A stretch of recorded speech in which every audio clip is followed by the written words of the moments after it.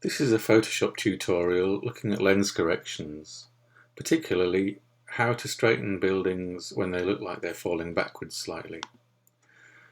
Now this generally occurs when you point the lens upwards to get the top of the building in, and it has the effect of distorting the perspective and making the building look like it's falling over backwards a bit.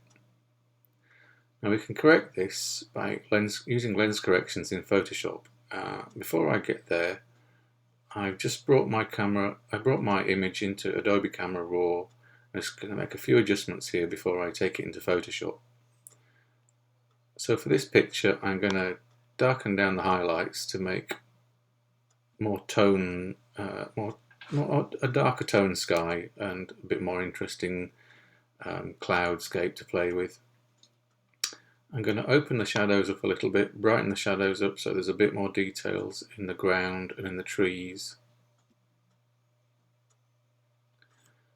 And I'm going to go to lens corrections, and I can see that I've got profile corrections and chromatic aberration ticked. So I'm going to click OK, and that's all I'm going to do in, one more thing. I'm going to add a graduated filter just over the top of the picture, just to darken down that top part of sky. So I'm going to drop that graduated filter down there and just lower the exposure a bit until it looks a bit more moody, about a stop down.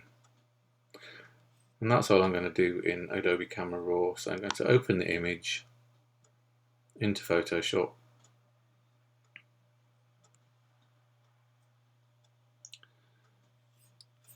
Now I've got my image open in Photoshop, I'm going to go to Filter, and I'm going to select Lens Correction Filter. So that opens up a new window, and if you go to the little panel on the right here, you can see it's Auto Correction or Custom. I'm going to click on Custom and down to where it says Vertical Perspective, and I'm going to start sliding the vertical perspective slider to the left until my church starts to look more upright and upstanding. You don't want to overdo it, or else it starts looking like it's falling over forwards. But somewhere in the middle, maybe around about there, I think. So minus 45 on my computer. Maybe minus 47 perhaps. The real bottom slider on this control panel is scale, and what has happened by straightening my image is that I have lost quite a good deal of the sky. But if I go into minus percentage on the scale slider, I can get my sky back, albeit at the expense of losing some of the bottom, but I can crop that out afterwards. So I've got my sky back, and I'm going to click OK. So that opens back into Photoshop again, and you can see that the church tower is looking much more straight, but obviously I've got all this strange space at the bottom which I need to get rid of. So I'm going to click on my crop tool, and I've decided to go with a square crop on this picture. So I just need to grab the little handle at the bottom and just bring it into the image and then adjust it one way or the other. I'm just going to make it so that on the right hand side I'm just going to clip out that gravestone that's right on the edge there. Yeah, and I think that's okay for composition. It's quite balanced. Click OK.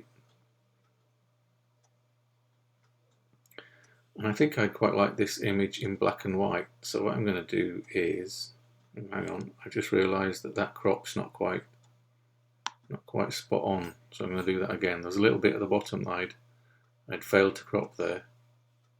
I'm going to click on there and just bring that up again. Just make sure that it's in. Yeah, make sure that it's really in there at the bottom. Get the composition okay. Yeah, click OK. Okay, that's better. I'm going to go to my adjustment layers now and click on black and white adjustment layer and start playing with the sliders, the color channel sliders. If I slide the blue down to the negative, it brings down the tones in my sky. Same with the cyan, it darkens my sky again and gives it a more atmospheric look. If I take the greens upwards, I get a much lighter ground. And I also found that if I take the yellows up, I get a really bright ground. And it reminds me of the old infrared film that I used to use years ago. And I quite like this effect, so I think I'm going to use this very light ground effect on this image. It reminds me of the old sort of ghostly building photos that we did years ago. And the reds just affect the sort of mid-grey slightly, so I'm going to just turn that up a little bit.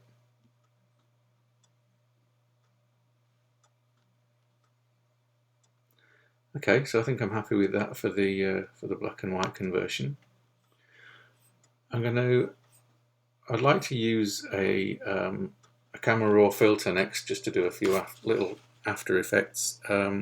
So to be able to use that on top of my layer adjustment layer, I'm going to click layer and merge visible.